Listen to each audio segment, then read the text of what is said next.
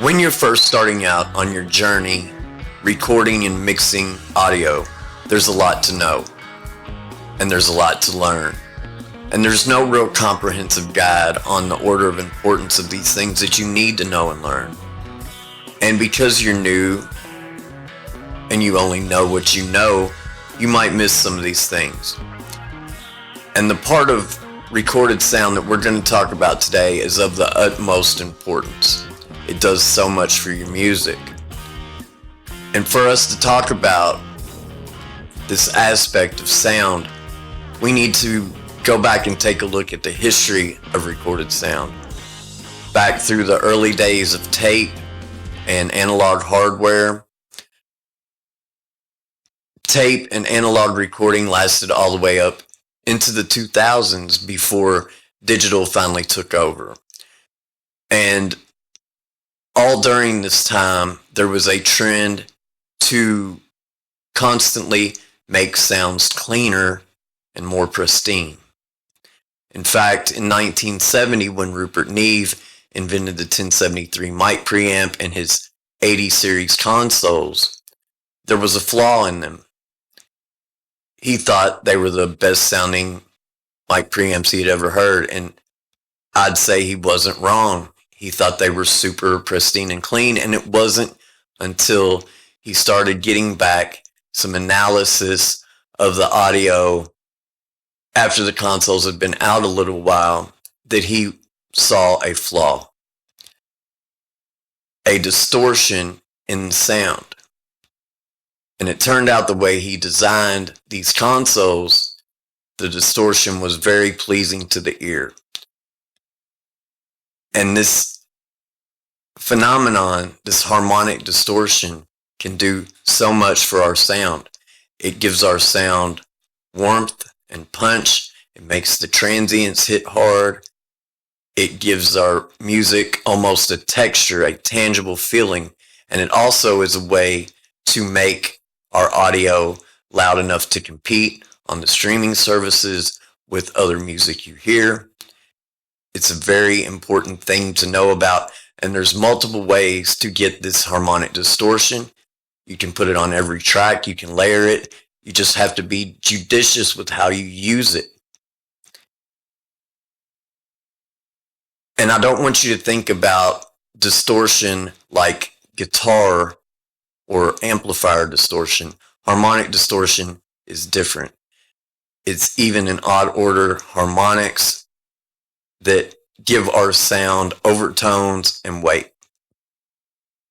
And we're going to talk about how to use them in your audio processing to make your sounds amazing. All right, it's giveaway time. This is the first giveaway on my channel, and I couldn't be happier for it to be the full suite of Audioscape plugins. Recently, I got put on the Audioscape Artist Program, and I had a phone call with Michael, who's the Audioscape Artist Outreach Rep. We had a great conversation. We talked about hardware and software I use here in this studio and goals I have for this channel. And we talked about Audioscape's goals and the integrity they bring to their products. It was a great conversation, probably talked for an hour about sound and music. And after that phone call, Michael sent me over all of the plugins. And immediately, either that night or the next morning, I started putting them on my music. I would take off an LA2A and put on the V-Comp. Or I would take a Soundtoys Superplate off of a aux send and put on the XL305. That's quite a different sound there, going from a plate to a spring, but it was working for my music. I immediately emailed Michael back and I said, Michael, I would love to give away these plugins to one of my subscribers. What do you think? And just the other day, I got an email back saying, yes, we would love to give away a suite of plugins to one of your subscribers. So, the link is going to be in the description. We're giving the plugins away. I've decided to give them away when we hit 1,000 subscribers on the channel as a celebration for monetization, and for all of you subscribing to the channel, we're going to give away the full suite of plugins.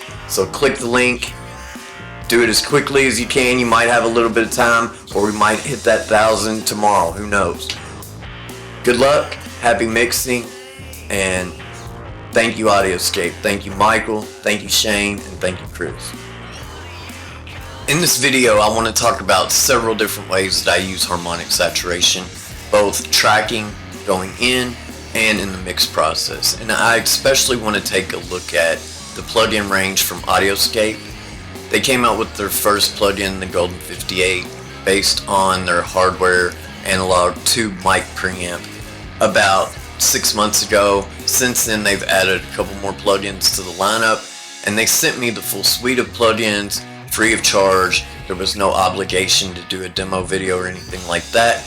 I just like the plugin so much, and I'm such a big proponent of harmonic saturation that I thought it would be a good way to knock out two things in one video. And I'm hoping to get some Audioscape hardware in here. So anything you do to help this video do well, like, subscribe, leave me a comment. If Audioscape sees that, they'll be more likely to send out some gear as well. So if you want to see it, hit that like button. And the first thing I want to talk about is how I use analog hardware going in to get harmonic saturation. Over here in my rack, I have a Neve 1073. It's actually BAE, but the BAEs are one for one, basically clones of the vintage Neve. I've heard people say they're even closer than the new Neves to vintage. And I have also TG2 mic preamp, which is 2 channels of the preamps that were used in Abbey Road, still are used in Abbey Road. They tracked Abbey Road, the album, and Dark Side of the Moon, among other records on these. And just going through these with your microphones or your direct signal, you can really crank them up and get almost a fuzz tone out of them, or back it off a little bit, and it does wonderful things for your harmonic saturation. And then let's go over to the desk and listen to some of these plugins from Audioscape, and I'll show you how I use them. There's a compressor and a tempered reverb and that Golden 58. So they do a lot of things well, and we're going to look at some different ways that you can get that harmonic saturation. I think of saturation plugins in 2 categories. The first being fully digital creations, not based on anything in the analog world. I have a soft tube saturation knob that's that way. As far as I know, it's not based on any analog rack gear or consoles or anything like that. And I'll never pull up that soft tube saturation knob. I always pull up a decapitator or these Audioscape plugins before I'll reach for that soft tube saturation knob. Now, if I'm looking for something maybe totally different, trying to get something crazy, maybe I'll pull up that soft tube knob. But usually the analog emulations always sound better to me. Now, the decapitator is interesting because the user interface isn't something that you see in the analog world, but all the modes of saturation that it has, those letters across the bottom, those are all analog emulations. So there's a Culture Vulture in there, there's a Germanium Neve preamp, and there's also a EMI or Chandler TG2, which is what I have in my rack back there. And a great way to use saturation is to put it on your stereo groups or buses, or just put it right on the mix bus and run the whole mix through it. Since I got that TG2 in the spring, that's what I've been doing. All of my mixes, all of my songs are going through that last in chain on the 2 bus. And I noticed very quickly, it wasn't a huge sonic thing, but it felt completely different. It gave it a weight, and it sounded better, felt better. And when you go and pull up the master track and put that master back into your DAW, if you put one that's mixed through analog hardware and another one that's just done in the box, the one in the box looks like a solid black, like a magic marker line, thick line. You can see there's no dynamics in it. It's just all the waves are cut off straight across. Not necessarily clipping, but they all hit the same peak and trough. If you look on the mix that's been processed through the analog hardware, you can see the waves. So that right there tells you by a visual confirmation that the analog hardware is giving you more dynamics. So let's listen to the Golden 58. I've got it pulled up here on my guitar bus. Let's see how it sounds. We're going to listen to the track full mix with it off first.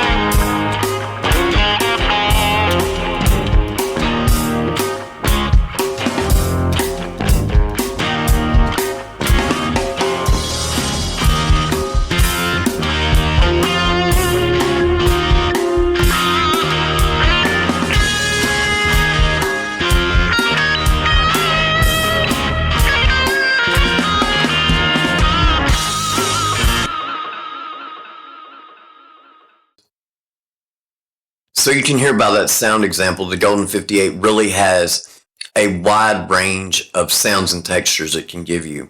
When we first cut the plugin on, I could immediately feel a richness and a weight to those guitars that I wasn't getting before. And those are those harmonics coming in that we've been talking about all through this video. And then when we boosted the level, just about halfway, we were really getting into fuzz territory, but not a fuzz like I have on my board over here. I have a lot of stuff: Tone Bender, Sunface, Mythos Hephaestus, Boss Fuzz. None of these fuzzes give me the fuzz like you get from a console mic preamp or like from the Golden 58.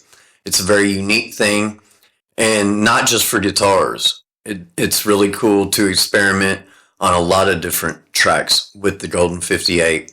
So when you're looking for something different, keep the Golden 58 in mind. And then we're going to go over now to the V-Comp on snare drum. And when you're listening to the snare drum in the mix, the whole drum kit in the mix, be aware that there is a duplicated snare track. So while it's not running in parallel, it is being blended with another snare drum track. So it's having a cleaner snare drum, even things out a bit. We'll solo the track with the V-Comp on it so you can hear what it's doing by itself. But what I really like about the V-Comp is it has a THD knob, and the THD knob is just giving you that total harmonic distortion without changing your input or output level, which is really cool. So we're going to tweak all the knobs on here, but I'm really going to focus on that THD knob, which is what we're looking for in this video to give us that weight and that sound that our tracks need to sound polished and finished.